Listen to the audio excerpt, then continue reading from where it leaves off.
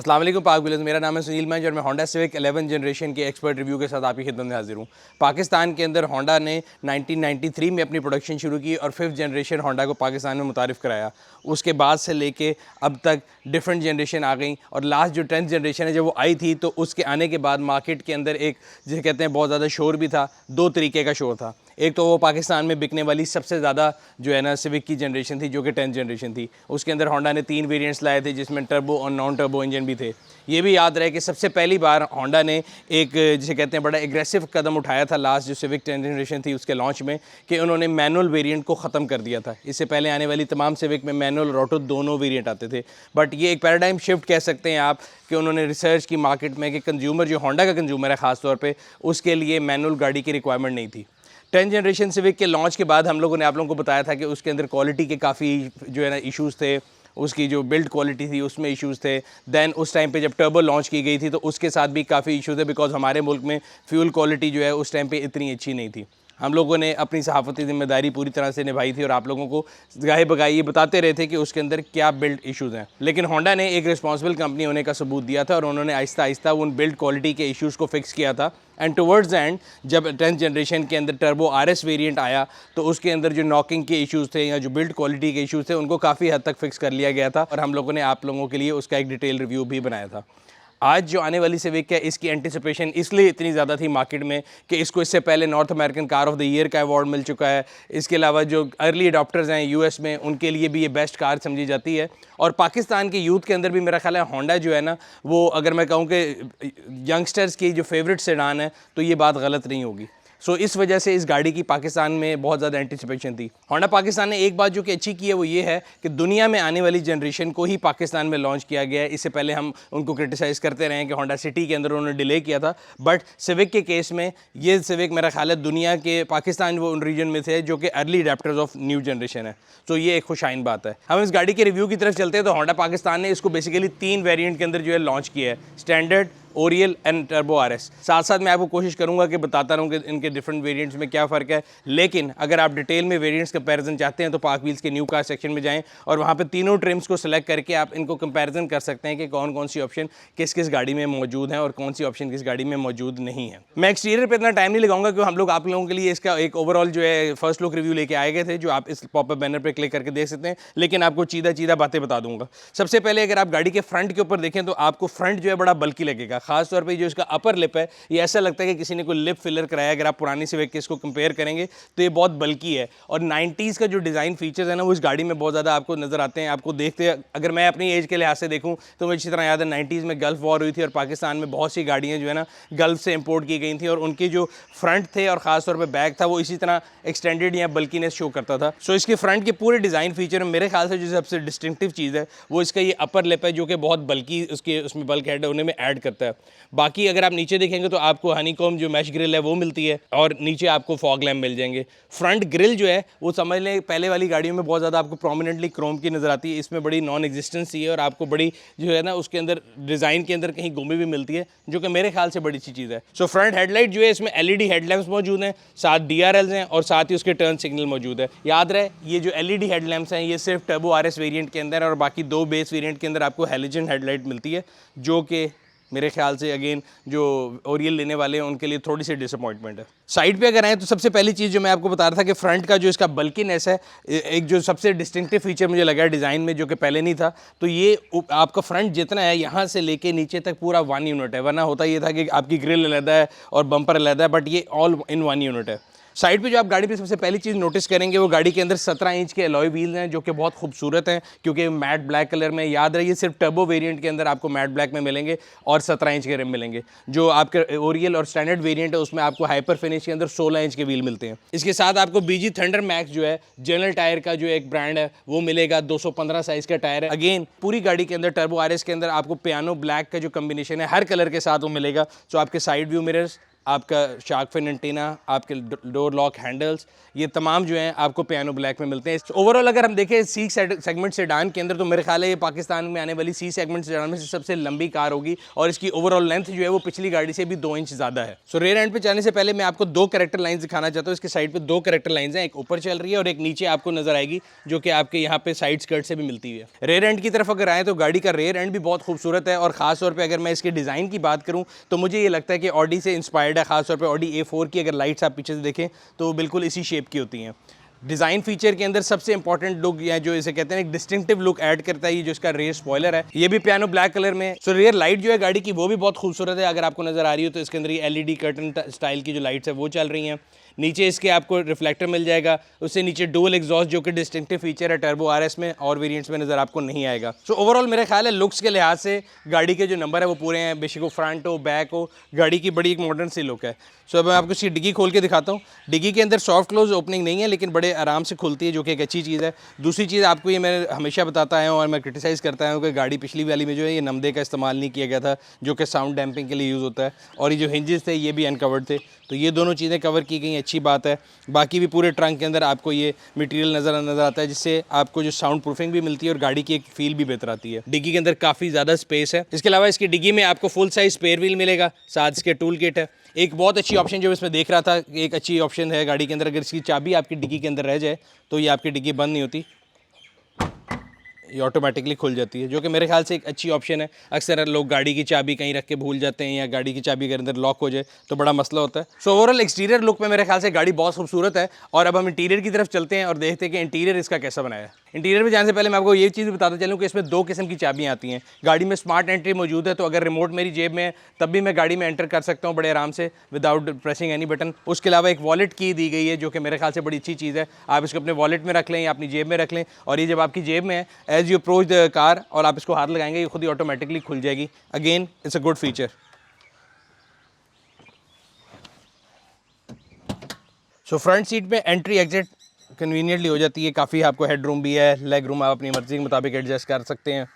Back seat पे चल के देखते हैं, जैसे मैंने आपको बताया था गाड़ी की लेंथ ज़्यादा है। सो देखते हैं पिछली सीट के अंदर एंट्री एग्जिट और सीटिंग कैपेसिटी कैसी है। So somebody of my height entry exit बिल्कुल ठीक है, लेकिन ये जो इसका जो पिलर है ये थोड़ा ऐसा है कि अगर किसी का कद थोड़ा लंबा हो तो शायद प्रॉब्लमेटिक हो सकता है। मेरे लिए बिल्कुल ठीक है। अब मैंने अगली सीट फुल पीछे की हुई है और काफ़ी एम्पल स्पेस मौजूद है। So yes, leg space is not an issue. और जो पिछली सीट है इसके ऊपर 2 एडल्ट तो बड़े आराम से बैठ सकते हैं लॉन्गर जर्नी के लिए। और जो सेंटर है इसके अंदर भी अगर मैं देखूँ जाके तो yes, it's not that uncomfortable कि मैं शायद अगर कभी ज़रूरत पड़े तो पिछली सीट के ऊपर आप 3 एडल्ट्स को भी बिठा सकते हैं, बट कन्वीनियंटली अगर देखा जाए तो 4 लोग बड़े आराम से बैठ सकते हैं। फ्लोर बेड जो है वो फ्लैट नहीं है। और अगर पिछली सीट पे मैं देखूँ तो यहाँ पे मुझे AC की जालियाँ मिल रही हैं। एक चीज़ जो मुझे यहाँ पे एक डब्बी खाली नज़र आ रही है, यहाँ पे अगर USB की चार्जिंग मिल जाती तो मेरा ख्याल है ज़्यादा बेहतर था। बाकी जो ओवरऑल इसकी पीछे की सीट की अगर हम फील की बात करें, सॉफ्टनेस की बात करें या सेफ्टी या कंफर्ट ऑप्शन की बात करें, चाइल्ड आइसोफिक्स जो है, एंकर्स मौजूद है, आर्म रेस्ट है, उसके अंदर कप होल्डर है और दरवाज़ों के अंदर भी कप होल्डर है। तो ओवरऑल मेरा ख्याल है पिछले कैबिन के अंदर भी पैसेंजर जो है उसके कंफर्ट का ख्याल रखा गया है। इंटीरियर के अंदर जो आप पहली चीज़ फील करेंगे ना गाड़ी के अंदर, सो एक ओवरऑल न्यू रिफ्रेशिंग लुक है। जिस तरह मैंने आपको बताया कि साइड प्रोफाइल गाड़ी की शायद पिछली गाड़ी से मिलती जुलती है, बट इंटीरियर ऑल टुगेदर एक आपको ब्रांड न्यू लुक देता है और बहुत ही मॉडर्न लुक है इसके अंदर। खास तौर पे अगेन जिस तरह नई आने वाली तमाम गाड़ियों में पियानो ब्लैक कलर का इस्तेमाल किया गया है। ऊपर से ये जो इसकी AC की ग्रिल है ये बड़ी हनी वेब स्टाइल की, जिस तरह वो जो होता है ना शहद की मक्खियों का छत्ता होता है उस स्टाइल की इसके अंदर डिज़ाइनिंग है और बड़ा नॉन कन्वेंशनल सी AC की जो इसकी वो डिज़ाइनिंग है। यस, इसकी सफाई जो है वो कल को एक इशू बन सकती है, बट अभी खूबसूरती में इसके नंबर पूरे हैं। बाकी अगर आप इधर से देख लें तो आपको ये जो प्लास्टिक है इसके उन्होंने, क्योंकि अगेन टर्बो RS वेरिएंट के अंदर थोड़ा बहुत इन्होंने कट दिया कि शायद ये कार्बन फाइबर स्टाइल है, बट ये प्लास्टिक मटेरियल है, बट इसको स्पोर्टी इन्होंने लुक दी है। इसी तरह का मटेरियल आपको गेयर के साइड पे भी मिलेगा। रेड स्टिचिंग जो है आपको पूरी गाड़ी के अंदर नज़र आएगी। अगेन ये टर्बो RS के अंदर जो है डिस्टिंक्टिव फीचर है। स्टीयरिंग व्हील लेदर का है और उसके अंदर भी आपको रेड स्टिचिंग मिल रही है। दरवाज़ों में, सीटों पे, गियर नॉब के ऊपर आपको ये रेड स्टिचिंग मिल रही है। और जो ये पूरी इसकी जो रेड जो है ना, इसके अंदर जो रेड कलर का यूज़ है वो आपको ना सिर्फ खाली इसके इस सीटों में मिल रहा है बल्कि इसके मीटर के साइड पे भी आपको रेड लाइनिंग नज़र आएगी। सो ओवरऑल जो डैशबोर्ड का लेआउट है ना, वो ऐसे लगता है कि जो मसल अमेरिकन कार्स होती है ना, तो उसकी जो पूरी ओवरऑल आउटलुक आती है वो ऐसे लगता है कि आप किसी मसल कार में बैठे हुए हैं। खासतौर पे जो इसका सेंटर कंसोल है, जो इसके एसी के स्विचेस हैं, इनकी जो फॉर्मेशन है ये बड़ी खूबसूरत है। और इसके अंदर पूरी, क्योंकि मैंने फिर आपको बताया था कि टर्बो वेरिएंट के अंदर जो है वो कलर कम्बिनेशन फ़र्क है। अगर आप ओरियल में बैठेंगे तो आपको अंदर बेज रूम मिलता है, लेकिन टर्बो आरएस के अंदर आपको ये dark grey and with red stitching है। इसी तरह इसका जो रूफ लाइनर है ये भी ब्लैक कलर में है, और ये बड़ा एक कोहेसिव गाड़ी को एक टच दे रहा है, बिकॉज बाहर भी मैंने आपको बताया था कि कई जगह पे पियानो ब्लैक कलर का इस्तेमाल किया गया। स्टीयरिंग व्हील बहुत मॉडर्न है with paddle shifters on it. उसकी हम एफिशिएंसी और एफिकेसी आपको बाद में चेक करके बताएंगे। सो गाड़ी के अगर मीटर की बात करें तो इसमें 2 पैनल हैं। राइट साइड पे आपको ये नज़र आएगा जो कि गाड़ी का स्पीडोमीटर है, कन्वेंशनल जिस तरह नीडल होती हैं। लेफ्ट साइड पे जो है ये आपको इस तरह लग रहा है कि ये एक मीटर है, बट ये मीटर जो है बेसिकली ये LCD है 7 इंच की, जो कि आप कस्टमाइज़ करके इसके अंदर इसके डिफरेंट ऑप्शन जो हैं उनसे प्ले कर सकते हैं। इधर कौन सी इन्फॉर्मेशन डिस्प्ले करनी है वो चेंज कर सकते हैं, जैसे कि मैं आपको अभी करके दिखाता हूँ। सो आप इसके अंदर डिफरेंट सेटिंग्स इसकी आ सकती हैं। आप इसको कस्टमाइज़ भी कर सकते हैं डिस्प्ले को, कि जी आप इसमें अगर आप चाहते हैं इसमें आपने नो कंटेंट शो करना है तो आप इसको नॉर्मल जिस तरह आम गाड़ी का व्यू कर लें, या अगर आप इसमें कोई डिस्प्ले लेना चाहते हैं तो आप इसके अंदर जाके आप लेट्स से आप कहते हैं कि जी मैं इसके अंदर मेंटेनेंस की ऑप्शन देखना चाहता हूँ, तो वो आपको मेंटेनेंस बता रहा है। सिमिलरली आप कहते हैं कि जी मुझे इसके अंदर स्पीड एंड टाइम जो है वो चाहिए, सो ये आपको एवरेज टाइम बता रहा है, आपको टोटल टाइम इसके लिए बता रहा है। इसको भी अगर आप चेंज करना चाहें तो आप रेंज एंड फ्यूल पे भी लेके जा सकते हैं। सो काफ़ी ज़्यादा इसके अंदर फॉर्मेशन है जिसके साथ आप खेल सकते हैं। इसी तरह ट्रिप A और B जो मीटर है ये भी नॉन कन्वेंशनल है। इसके अलावा अगर मैं गाड़ी के डैशबोर्ड की बात करूँ तो बड़ा वेल लेआउट डैशबोर्ड है। इसका जो खासतौर पे AC नॉब्स हैं ये मुझे बहुत खूबसूरत लग रही हैं। इसके साइड पे जो लाइट जल रही है वो भी बहुत खूबसूरत है।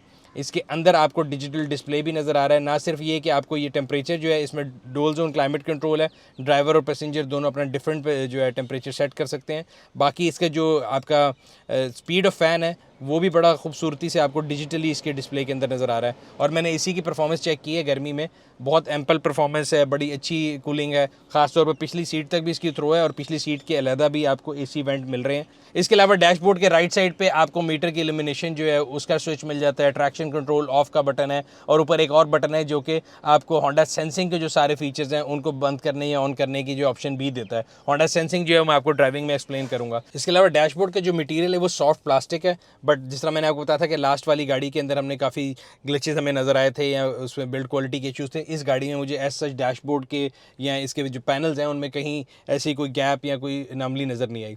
यस, वायरलेस चार्जर जो है ग्लोबल मॉडल्स में आता है, अगर यहाँ पे वो भी देते तो उसकी कमी थोड़ी महसूस होती है। नीचे आ जाएँ तो गियर के साइड पे जो है आपको कप होल्डर मिल जाते हैं। गियर के साइड पे कंसोल को अगेन इसको थोड़ा कार्बन फाइबर स्टाइल दिया बिकॉज गाड़ी को एक स्पोर्टी लुक देनी थी। उसके नीचे जो है आपको ड्राइव मोड सिलेक्टर मिल रहा है, जो कि गाड़ी के इकोन, नॉर्मल और स्पोर्ट्स मोड आप इसमें सेलेक्ट कर सकते हैं। नीचे इलेक्ट्रॉनिक हैंड ब्रेक है और हैंड ब्रेक होल्ड का जो है बटन है। जो सेंटर कंसोल है इसके अंदर काफ़ी स्टोरेज की कैपेसिटी है, एक ट्रे भी दी हुई है, ट्रे के नीचे भी काफ़ी ज़्यादा सामान आप रख सकते हैं। एंड ओवरऑल जो सीट की कुशनिंग है ड्राइविंग सीट की वो बड़ी कंफर्टेबल है। मैं एज अ ड्राइवर इस गाड़ी को मैंने लॉन्ग पे भी चलाया है, ट्रैक पे भी चलाया है, सिटी में भी चलाया है, तो ये सीट आपको किसी तरह भी थकाती नहीं है, बल्कि जब आप सीट पे बैठते हैं तो आपको एक बड़ी वेलकमिंग सी फीलिंग आती है। So overall this is the जो आपको एक मैंने आपको बताया कि ड्राइविंग सीट के ऊपर बैठ के आपको जो कॉकपिट व्यू मिलता है वो कैसा है। इसके अलावा गाड़ी के अंदर एम्बियंट लाइट जो है दरवाज़ों में उसका भी इस्तेमाल किया हुआ है। नीचे ड्राइविंग सीट पे भी और पैसेंजर सीट पे भी रात के टाइम ना एक लाइट रेड सी इल्यूमिनेट होती है, और ये अगेन मेरे ख्याल से अगर डैशबोर्ड के अंदर इसके एम्बियंट लाइट देते तो इसके अंदर ज़्यादा बेहतर प्ले किया जा सकता था। बट येट इंसान की जो है ना ख्वाहिशात वो तो लाभ इतना ही है, वो ख़त्म नहीं होती। लेकिन ओवरऑल ये इसके इंटीरियर का जो मैंने एक आपको फ़ील बताई है, एक अच्छी फ़ील है, एक अच्छी जो है उसकी जो लेआउट है बड़ा खूबसूरत है और बहुत मॉडर्न है। सो इसका जो इंफोटेनमेंट सिस्टम है उसकी बात इधर ही कर लेते हैं, क्योंकि ड्राइव के वक्त इंसान डिस्ट्रैक्ट हो सकता है। एक तो इस गाड़ी में 3 कैमराज हैं, एक फ्रंट है, एक रेयर है और एक ये इंटरनल जो कैमरा है जिसको वेब कैमरा कहा जाता है ये है। दूसरा हेड यूनिट जो है उसका एंड्रॉयड है, एंड्रॉयड 9 यूज़ किया गया है। दुनिया में तकरीबन इस टाइम एंड्रॉयड 12 चल रहा है और 13 की तरफ जा रहे हैं, तो ये एक मुझे लगता है कि थोड़ा सा इसका डाउन साइड है। दूसरा इसमें एप्पल कार प्ले और एंड्रॉयड ऑटो दोनों मौजूद नहीं है yet. You can connect your phone, obviously it's an Android unit, आप इसमें कनेक्ट कर सकते हैं। और इसकी जो टच है या इसकी कनेक्टिविटी है वो बड़ी एफिशिएंट थी। मैंने इसके साथ फ़ोन को भी इस्तेमाल करके देखा है, ऑडियो को भी इस्तेमाल किया है। येस, ऑडियो में अगर आप यूर एन ऑडियो लवर तो इसके अंदर जो स्पीकर हैं वो 4 हैं, ग्लोबल मॉडल में से ज़्यादा आते हैं, और उनकी जो क्वालिटी है वो भी कोई, अगर आप बहुत म्यूज़िक लवर हैं तो इतनी टॉप नॉच नहीं है, बट येट मेरे जैसे लोगों के लिए ठीक है। और फ़ोन कनेक्टिविटी ठीक है, फ़ोन की क्वालिटी भी ठीक है, फ़ोन की नॉइज़ जो आपके मतलब जैसे मैं हमेशा कहता होता हूँ कि बड़ी मुश्किल से कई लोकल गाड़ियों में सेडान्स में अक्सर होता ये था कि आप फ़ोन पे बात कर रहे हो ना और ब्लूटूथ पे कर रहे हो तो अगले को आवाज़ नहीं जाती, तो वो भी इसमें ठीक है। बाकी इसके अंदर जो गाड़ी के स्विचेज़ हैं उनके अंदर ख़ास तौर पे शाम के टाइम लाइट का बहुत अच्छा इस्तेमाल किया गया है। अक्सर गाड़ियों में सनरूफ के स्विचेज़ हैं, ये वाली जो जगह होती है ना, ये डेड होती हैं और इसमें कोई लाइट नहीं होती। मैंने ख़ास तौर पे इस गाड़ी को बड़ी एक जिसे कहते हैं ना क्रिटिकल नज़र से इसको देखा, बट इसके इस जगह भी लाइट मौजूद है और शाम के टाइम भी कहीं भी ये आपको बिल्कुल ब्लाइंड नहीं करती। इसके अलावा इसके जो पावर विंडोज़ हैं ये चारों ऑटो हैं और इसके अंदर एक सेंसर भी है, अगर आपका हाथ या कोई चीज़ बीच में आ जाए तो ये इसके अंदर एक सेफ्टी फीचर है, ये खुद ही वापस चला जाएगा, विच इज़ गुड। और अगर हम ऑप्शंस की बात करें तो इसके अंदर रेन सेंसिंग वाइपर हैं। इसकी जो वाइपर हैं उनके अंदर जो शावर है वो बड़ा स्मार्ट स्टाइल का है। पहले आपको गाड़ी के बोनेट के ऊपर नोज़ल मिलती थी या वो जो नोज़ल होती थी वो किसी ऐसी जगह पे छुपी होती थी और आप उसको जब इस्तेमाल करते थे तो पानी एक डिफरेंट जगह से आता था। इसकी जो स्मार्ट वाइपर्स हैं, इसके वाइपर की जो नोज़ल है पानी की वो वाइपर के साथ ही हैं। इसके अलावा रेन सेंसिंग वाइपर हैं, ऑटो हेडलाइट्स हैं गाड़ी के अंदर, एंड होस्ट ऑफ फीचर जो कि मेरा ख्याल है गाड़ी के अंदर वन अप इसको कर लेते हैं कंपटीशन से भी, और मैं साथ साथ आपको ड्राइव में बताता रहूँगा। एक और चीज़ कि मैं आपको बताता चलूँ, बिकॉज ये एंड्रॉयड यूनिट है, इसके अंदर आप सिम भी डाल सकते हैं, वाईफाई कनेक्टिविटी भी है। सो ऑन बोर्ड अगर आप अपने फ़ोन को इसके साथ कनेक्ट करना चाहें या फिर फ़ोन का इंटरनेट यूज़ करना चाहें या इसके अंदर अपनी सिम डालना चाहें तो उसको भी यूज़ कर सकते हैं। बट एक चीज़ मुझे लगता है कि ये जिस तरह होता है ना कि इसमें और गाड़ी के अंदर कोई आपस में कनेक्टिविटी उस लिहाज से नहीं है, एक आफ्टर मार्केट चीज़ लगती है। इवन जो इसकी क्लॉक है वो गाड़ी की मेन क्लॉक के साथ सिंक नहीं है, तो इधर का और उधर का टाइम आपको खुद सेपरेटली सेट करना पड़ता है, वरना वन वुड एक्सपेक्ट कि जी एक गाड़ी है, एक मैन्युफैक्चरर ने गाड़ी बनाई है और उसके अंदर वो क्लॉक है तो वो एक तरफ से आप सेट कर दोगे तो होनी चाहिए, बट इसमें वो नहीं होता। अब हम गाड़ी की ड्राइव की तरफ चलते हैं।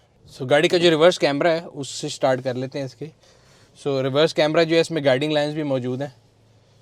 सो आपको गाड़ी अगर पार्क करनी है तो आपको एग्जैक्ट बता देगा कि आप किस जगह पे पार्क होंगे, जो कि मेरे ख्याल से एक अच्छी चीज़ है।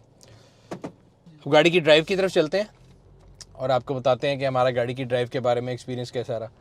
सबसे पहली चीज़ जो आप गाड़ी में फ़ील करते हैं, जैसे कि मैंने पहले भी आपको बताया था कि टर्बो आरएस जो है वो पाकिस्तान की फास्टेस्ट सेडान थी इससे पहले, और इसके फिगर्स जो भी हम आपसे कंपेयर करके बताएंगे, लेकिन एक आपको इंस्टेंट फील जो आती है गाड़ी में बैठ के वो बड़ी एक स्मूथ और सॉफ्ट फील है। तो तकरीबन 1400 किलोमीटर मैं गाड़ी को चला चुका हूँ अब तक, और अब मैं आपको जो सारे फिगर्स बताऊँगा वो इस तजर्बे के ऊपर बेस हैं, जो कि मैंने इस गाड़ी को शहर में भी चलाया है, मैं इस गाड़ी को हाईवे पर भी लेके गया हूँ, और ख़ास तौर पर बिकॉज इसके अंदर स्पोर्ट्स मोड जो है वो इतना मुझे लगा था कि थोड़ा एग्रेसिव है, तो मैं उसको टेस्ट करने के लिए इसको ट्रैक के ऊपर भी लेके गया हूँ। तो सबसे पहले अगर हम सड़क के ऊपर बात कर लें कि इसकी जो फील है, बिकॉज हमारे यहाँ पे सड़कों पे खड्डे बहुत ज़्यादा हैं, तो सस्पेंशन का रिस्पॉन्स कैसा है, तो अभी हम एक खड्डों वाली सड़क से गुजर रहे हैं, बहुत स्मूथ और बहुत सॉफ्ट है। हालांकि अक्सर लोगों का ख्याल ये होता है कि जी गाड़ी जो है अगर थोड़ी बहुत स्पोर्टी साइड पे हो, या सिविक के बारे में जनरली ये ख्याल था, बिकॉज कंफर्ट और हैंडलिंग दोनों का हमेशा से जो एक ट्रेड ऑफ रहता है कि अगर आप ज़्यादा कंफर्ट कर देंगे तो हैंडलिंग इसकी बुरी हो जाएगी। बट इस गाड़ी के अंदर कंफर्ट भी है और साथ साथ मैंने ट्रैक के ऊपर आपको दिखाएंगे हैंडलिंग का भी यूज़ करके देखा है। सो दोनों बहुत जिसे कहें ऑप्टिमल तरीके से इसका ख्याल रखा गया है। ओवरऑल गाड़ी की ड्राइव बहुत स्मूथ है। एक्सेलरेशन वाइज भी गाड़ी जो है, अगेन जैसे मैंने आपको बताया कि turbo RS being the fastest sedan in the category, तो आपको कहीं भी ये लैग फील नहीं कराती।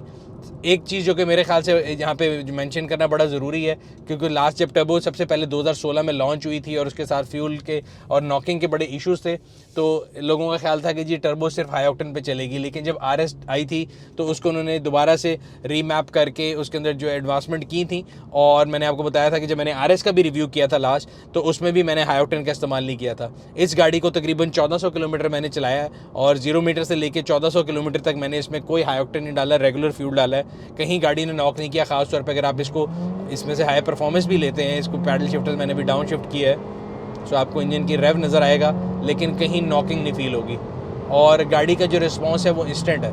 और जिसके पैडल शिफ्टर हैं मैं उनकी परफॉर्मेंस से बड़ा खुश हूँ, खास तौर पे अगर मैंने अभी इसको डाउन शिफ्ट करना है, सो ये आप पैडल शिफ्टर की मदद से आप ब्रेकिंग भी कर सकते हैं बड़े आराम से, which is very good. Fuel average की अगर बात करें तो शहर के अंदर इस गाड़ी ने मुझे 9.5 से 10.5 की एवरेज दी है, depending on the driving style, कि रश ज़्यादा है या गाड़ी को मैं ज़्यादा पुश कर रहा हूँ ऑन एवरेज, तो वो 9.5 की एवरेज देती है। अगर मैं बहुत प्यार से चलाता हूँ तो 10.5 से 11 के दरमियान की एवरेज है। 11 वाला तो है बहुत ही, अगर आप प्यार से चलाएँ। लॉन्ग के ऊपर अगर आप इसको बहुत प्यार से चलाएंगे, हाई रेव नहीं करते, बिल्कुल प्यार से चलाते हैं, 120 पे आप इसका क्रूज़ यूज़ करते हैं, तो तकरीबन ये लॉन्ग के ऊपर आपको एवरेज देती है 14 से 14.5 के दरमियान, विच वाज वेरी इंप्रेसिव। और अगर आप इसको पुश करते हैं, इसकी ड्राइविंग का डिफरेंट मोड्स जो है उनको भी इंजॉय करते हैं, और गाड़ी को ज़रा एक जिसे कहते हैं ना विद हैवी फुट चलाते हैं, तो ये आपको 12 से 12.5 की एवरेज देती है, which is not bad. So Honda sensing की जो फंक्शन है वो मैं आपको चेक कराने के लिए इसको रिंग रोड पे चला लेते हैं, और मैं इसका क्रूज़ लगाता हूँ। लेट्स से मैंने इसको 100 पे क्रूज़ को सेट कर दिया। सो इसको मैंने 100 पे सेट कर दिया है क्रूज़ को। अब मैं ये 100 की स्पीड पे जा रहा हूँ। अगर मेरे आगे कोई गाड़ी आएगी तो मैंने ये ब्रेक से और रेस से पाँव हटा लिया। तो पहला फंक्शन जो है वो तो इसका मैंने आपको बताया था कि जो है ना होंडा सेंसिंग के अंदर बेसिकली 4-5 फंक्शन में सबसे पहला फंक्शन जो है वो अडेप्टिव क्रूज़ का है। मैंने इस गाड़ी को क्रूज़ पे लगा दिया है 100 के ऊपर। अब कोई गाड़ी या कोई ऑब्जेक्ट जब मेरे सामने आएगा तो मुझे ब्रेक लगाने की ज़रूरत नहीं पड़ेगी, ये गाड़ी ऑटोमेटिकली ब्रेकिंग करेगी, और जब वो ऑब्जेक्ट हट जाएगा तो ये 100 की स्पीड के ऊपर वापस जो है उसको रीगेन कर लेगी। सो अभी मेरे सामने गाड़ी आ रही है, सो ये गाड़ी आ गई है, बट वो मेरे से ज़्यादा स्पीड पे, इसलिए उसने अपनी 100 को मेंटेन रखा है। अब एक ऑब्जेक्ट, इसका मतलब ये है कि प्रीसीडिंग कार जो है ये उसकी स्पीड को भी गेन करके उसके साथ जो है परफॉर्म कर रही है। अभी आगे पुलिस वाले ने उसको रोका, ये ऑटोमेटिकली वो गाड़ी रुकी, और ये मेरी गाड़ी भी खुद ही ब्रेक हो गई, और जो ही वो गाड़ी साइड पे हुई मैंने कोई ब्रेक नहीं लगाई, ये रीगेन हो गया। सिमिलरली अब मैं रीगेन कर रहा हूँ, आगे मेरे एक और गाड़ी जा रही है, अभी हम देखते हैं। So it will try to approach 100, ये 100 को अप्रोच करेगी जो कि मैंने इसे क्रूज सेट किया हुआ है। अभी मेरे आगे गाड़ी मुझे नज़र आ रही है, मैंने कोई ब्रेक नहीं लगाई, इसने ऑटोमेटिकली स्पीड को आहिस्ता कर लिया और उसकी स्पीड के मुताबिक स्मार्टली अपने आप को एडजस्ट कर लिया। ठीक है, अब मैं अगर इसको इंडिकेटर दे के राइट पे अपनी लेन चेंज करूँगा तो मेरे सामने से वो गाड़ी हट गई, and now you will see कि गाड़ी अपनी स्पीड को रीगेन कर रही है। सो ये इसका एडेप्टिव क्रूज़ कंट्रोल है। ये आ गया पहला फंक्शन होंडा सेंसिंग का। तो आपको कहीं भी इसको ब्रेक खुद करने की ज़रूरत नहीं, गाड़ी ऑटोमेटिकली ब्रेक करेगी, अपने आप को एडजस्ट करेगी और दोबारा रीगेन कर लेगी। दूसरा फंक्शन है लेन मिटिगेशन का या लेन असिस्ट का। अब अगर मैं बगैर इंडिकेटर दिए हुए अपनी लेन चेंज करने की कोशिश करूँगा तो आप देखेंगे गाड़ी के मीटर के अंदर एक वार्निंग आएगी, ये लेन डिपार्चर, और ऑटोमेटिकली मेरा जो स्टीयरिंग व्हील है वो वाइब्रेट होना शुरू हो गया। उसने मुझे बताया कि मैं लेन डिपार्ट कर रहा हूँ विदाउट गिविंग सिग्नल। दोबारा करते हैं तो ये दोबारा उसने मुझे वार्निंग दी। यही चीज़ अगर मैं इंडिकेटर दे के करूँगा तो आप देखेंगे कि कोई वार्निंग नहीं आएगी। सो ये इसका जो होंडा सेंसिंग का दूसरा फंक्शन था, लेन मिटिगेशन वाला और लेन असिस्ट वाला, कि वो आपको बताती है कि आप लेन से बाहर निकल रहे हैं। तीसरा फंक्शन जो है वो ऑन गोइंग ट्रैफिक के लिए है कि अगर आप सिग्नल पे खड़े हैं और अगर आपके आगे ट्रैफिक है तो आप, अक्सर लोग होता है फ़ोन में बिजी होते हैं, तो ये आपको जब अगली वाली गाड़ी मूव करेगी तो आपको खुद ही बता देगी कि अगली गाड़ी मूव करेगी, प्रीसीडिंग कार आप आगे चलेगी तो आप भी मूव करें।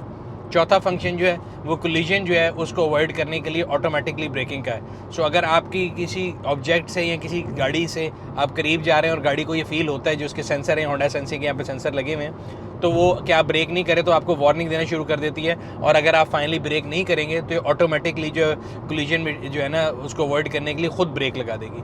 4 फीचर हो गए। और 5वां फीचर जो है वो इसका ऑटोमेटिक हेडलाइट्स का है। हेडलाइट्स इसकी जो हैं, अगर आपने लेट्स से रात को अंधेरे में जा रहे हैं और बहुत ज़्यादा अंधेरा है तो गाड़ी ऑटोमेटिकली हेडलाइट को तेज़ कर देगी, और अगर आप ये सामने कोई ट्रैफिक को गाड़ी आ जाएगी तो ऑटोमेटिकली उसको ऑफ भी कर देगी। सो मैंने आपको होंडा सेंसिंग की 4-5 जो फीचर हैं वो बता दिए। होंडा सेंसिंग का बेसिकली जो हेड यूनिट है वो यहाँ पे लगा हुआ है। अक्सर लोग जो हैं वो रडार ढूंढ रहे होते हैं कि यहाँ तो नीचे बम्पर में होगा या एम्बलम के साथ लगा होगा, बट इसका जो सारा फंक्शन होंडा सेंसिंग का यहाँ पे है। इससे मुझे याद है कि इसका जो रेयर व्यू मिरर है ये भी ऑटो डिमिंग है। सो आपको इसके लिए मैनुअली जो है एडजस्ट नहीं करना पड़ता। अगर पीछे से कोई लाइट दे रहा है तो ऑटोमेटिकली इसको आप यहाँ से बटन से ऑन ऑफ कर सकते हैं। तो ये आपको ड्राइविंग के अंदर जो होता है ना एक डिस्प्लेयर जो है वो नहीं मिलेगा, और आप बड़े सुकून से गाड़ी चला सकते हैं। सो गाड़ी की अगर सेफ्टी फीचर्स की बात करें, गाड़ी के अंदर vehicle stability assist, VSA, EBD, ABS, dual air bags हैं, और इसके अलावा हिल स्टार्ट असिस्ट है। तो ये तमाम फीचर्स जो है वो गाड़ी की जो है ना सेफ्टी जो है उसको काफ़ी बेहतर बनाते हैं। ग्राउंड क्लियरेंस की अगर बात करें तो सिविक के बारे में लोगों को हमेशा लगता है कि सिविक की ग्राउंड क्लियरेंस जो है ना वो थोड़ी हमेशा कम होती है, क्योंकि इसकी जो पैसेंजर हाइट है ना वो अगर आप कंपैरेटिव प्रोडक्ट से देखें या मार्केट में उन दूसरी सेडान से देखें तो जब आप बैठे होते हैं तो पैसेंजर का जो सीट लेवल है वो थोड़ा नीचे होता है, और साइकोलॉजिकली भी लोगों को लगता है कि ये गाड़ी जो है इसकी ग्राउंड क्लियरेंस कम है। मैंने इस गाड़ी को काफ़ी स्पीड ब्रेकर्स पर गुजार के देखा है। अगर कोई बहुत बड़ा स्पीड ब्रेकर है तो उस पर आपको इसको थोड़ा ध्यान से गुजारना पड़ता है मनूवर करके, वरना नॉर्मल स्पीड ब्रेकर बगैर लगे ये गाड़ी बड़े आराम से गुजर जाती है। अब हम आपको इसका 0 to 100 जो है वो फिगर टेस्ट करके बताते हैं।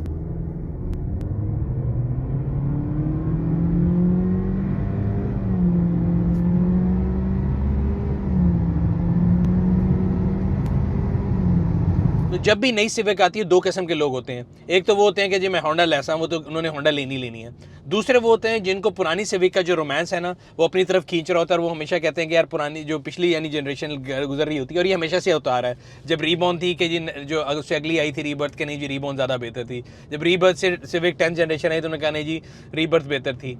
सो इस दफ़ा 10th जनरेशन से जब 11 का ट्रांजिशन हुआ तो मुझे अभी तक कोई ऐसा बंदा नहीं मिला जिसने ये कहा हो कि पिछली वाली जो है वो इससे बेहतर थी। दिस मीन्स कि होंडा का जो डिज़ाइन है, होंडा के इंटीरियर एक्सटीरियर की जो लुक है, उससे लोग बहुत ज़्यादा खुश हैं। इस रिव्यू में मैंने ये कोशिश की है कि मैं आप लोगों को ये बताऊं कि गाड़ी की परफॉर्मेंस कैसी है as compare to the last variant, या जनरली ऑटो मार्केट में जो आपके कंपेटिटिव प्रोडक्ट मौजूद हैं। अगर हम देखें ग्लोबली इस गाड़ी की जो NCAP रेटिंग है वो 5 है, और होंडा ने अपने इश्तिहारों में, या मैं देख रहा था होंडा की जो लॉन्च सेरेमनी है उसने इसकी सेफ्टी को काफ़ी ज़्यादा इन्होंने एडवर्टाइज़ किया है। But with the caveat, Pakistan में आने वाली गाड़ी जो है इसमें 2 एयरबैग हैं, और मेरा नहीं ख्याल कि इसकी जो NCAP रेटिंग है वो वही है जो कि ग्लोबल गाड़ी की है। तो अगर हम इसका प्राइस कंपैरिजन करें तो कंपटीशन के अंदर बहुत सी ऐसी प्रोडक्ट भी हैं जो कि क्रॉसओवर और SU मार्केट में आती हैं, और वो कंज्यूमर की चॉइस जो है वो ज़रूर उसमें उसको कंसिडर करेगा।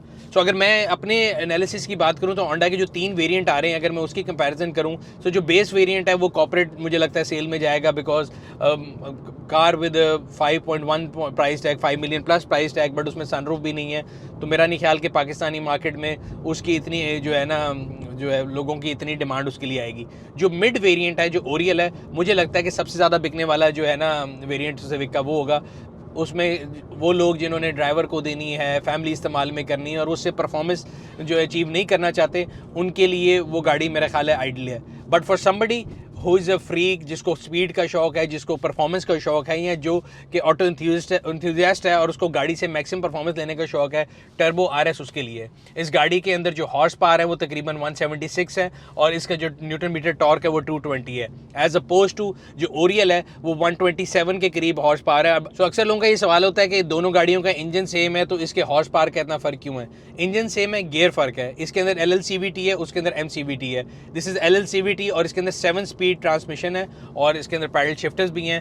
जबकि जो बेस वेरिएंट में और ओरियल है उसके अंदर MCVT गियर है जो कि 6 स्पीड है, और उसके हॉर्स पावर और जो न्यूटन मीटर टॉर्क फिगर है वो भी इससे कम है। अगर आप उसके बारे में इन्फॉर्मेशन देखना चाहते हैं या प्राइसिंग देखना चाहते हैं तो पार्क व्हील्स के न्यू कार सेक्शन में जाके आप अपनी मर्जी का वेरिएंट सेलेक्ट कर सकते हैं, उसका ऑन रोड प्राइस भी जान सकते हैं, अपने स्पेसिफिक सिटी में रजिस्ट्रेशन के बाद आपको ऑन रोड वो गाड़ी कितने की पड़ेगी ये भी जान सकते हैं आप। सो ओवरऑल मेरे ख्याल से अगर प्राइस को कंसिडर करें, जो 6150 इसकी एक्स फैक्ट्री प्राइस है और 62 लाख रुपीज़ जो है तकरीबन एक्स शोरूम प्राइस है, सो वन वुड एक्सपेक्ट कि जो ग्लोबल गाड़ी जो आ रही है 11th जनरेशन सिविक, उसमें जो ऑप्शन है ये उन तमाम से लोडेड होगी।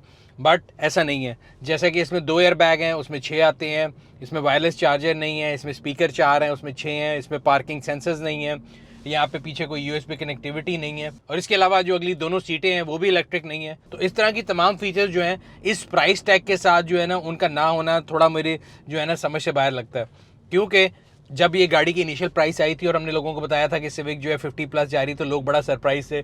बट एक जगह ये भी बात हो रही थी कि गाड़ी में बहुत से फीचर्स हैं, जैसे होंडा सेंसिंग और तमाम ऐसे लोडेड फीचर्स होंगे कि जो कंज्यूमर है वो बहुत ज़्यादा जो है ना ओवरवेलम हो जाएगा। सो ये मैंने आपको इसका होंडा सेंसिंग हाईवे पे चेक करके दिखा दिया, इसके डिफरेंट मोड्स के बारे में बता दिया। बट जो इसका स्पोर्ट्स मोड है, मेरा ख्याल है उसको अगर हमने उसके साथ जस्टिफाई करना है या उसको चेक करना है तो उसके लिए हमें गाड़ी को एक ट्रैक पर ले जाना पड़ेगा, और हम आपको ट्रैक पर ले जाके इसकी परफॉर्मेंस वहाँ पर भी चेक कराते हैं।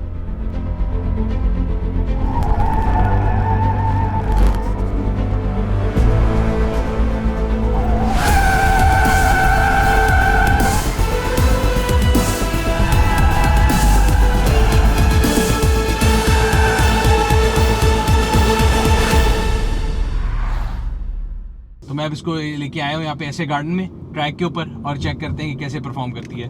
सो अभी पैडल शिफ्टर के थ्रू इसको अभी कॉर्नरिंग के ऊपर आपको आवाज़ आ रही होगी, ये आवाज़ ट्रैक्शन कंट्रोल इसका ऑन हुआ है, एक्टिव हुआ है। अगेन ट्रैक्शन कंट्रोल एक्टिव हुआ है। अगर आपने इसको ऑफ कर देंगे तो ऑब्वियसली ये पीछे से ग्रिप छोड़ेगी। यहाँ पे ट्रैक के ऊपर ऑटोमेटिकली इसने अपनी हेडलाइट भी तेज़ की है, क्योंकि इसमें ऑटो हेडलाइट का फंक्शन भी है।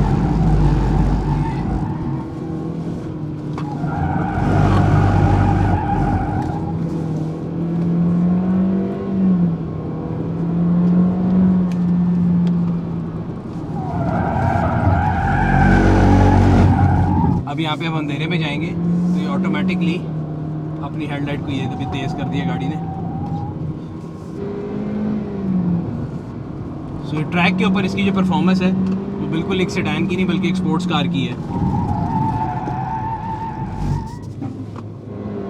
और ये पैडल शिफ्टर से आप इसकी डाउन शिफ्ट बड़े आराम से डाउन शिफ्ट करती है।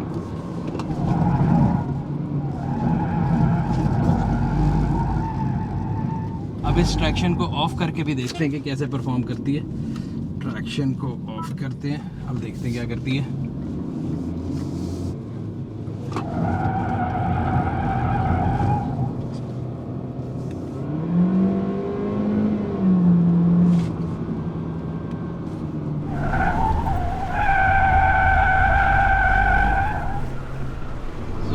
अगर आप इसको देखें ट्रैक पे जो इसकी परफॉर्मेंस है, इसको मैंने हर कॉर्नर पे फुल रेस के साथ और फुल स्पीड के साथ फेंका है, गाड़ी कहीं निकली नहीं है, which I think is a good thing. So ना सिर्फ ये गाड़ी सड़कों के ऊपर, हाईवेज़ के ऊपर, शहर के अंदर अपनी स्टेबिलिटी में पूरी है, बल्कि ट्रैक के ऊपर भी आप इसकी परफॉर्मेंस चेक कर सकते हैं। So I think I am highly impressed with the performance of this car in the track mode. और स्पोर्ट्स मोड के ऊपर अभी ऑटोमेटिकली इसने फिर अपनी लाइटें तेज़ कर दी हैं, विच इज़ वेरी गुड। और आप इसकी जो पैडल शिफ्टर है उसकी भी एफिशिएंसी देख सकते हैं, बहुत ही जिसे कहते हैं ना ऑप्टिमल, उसकी जो शिफ्ट है ना वो बड़ी अच्छी है और आपको ब्रेकिंग में भी हेल्प करती है। और अभी आप उसकी ब्रेक टेस्ट करके दिखाते हैं। So it comes to a standstill within seconds. In the end मेरा ख्याल है होंडा की जो टैग लाइन है कि Honda civic 2022 is a class that shine through, I think it's true, because इसके अंदर बहुत सी ऐसी चीज़ें हैं जो कि अभी आने वाली पाकिस्तानी मार्केट में आने वाली किसी भी सेडान में मौजूद नहीं है। येट इसमें जो कमियां हैं मैंने वो आप लोगों को बताई हैं, और मेरे ख्याल से उम्मीद करता हूं कि आने वाले सालों में इसके अंदर जो है वो डिफरेंट इटरेशंस के अंदर कंपनी उसके अंदर मजीद बेटरमेंट लेके आएगी। सो व्यूअर्स, ये था आज का रिव्यू। उम्मीद करते हैं आपको पसंद आया होगा। अगर अभी तक आपने हमारे यूट्यूब चैनल को सब्सक्राइब नहीं किया, सब्सक्राइब करें, बेल आइकॉन पर क्लिक करें ताकि आपको और आने वाली वीडियो के बारे में नोटिफिकेशन मिलता रहे। आपसे अगले रिव्यू में फिर मुलाकात होगी, तब तक अपना और अपने गिरदनवा के लोगों का ख्याल रखिएगा। शुक्रिया।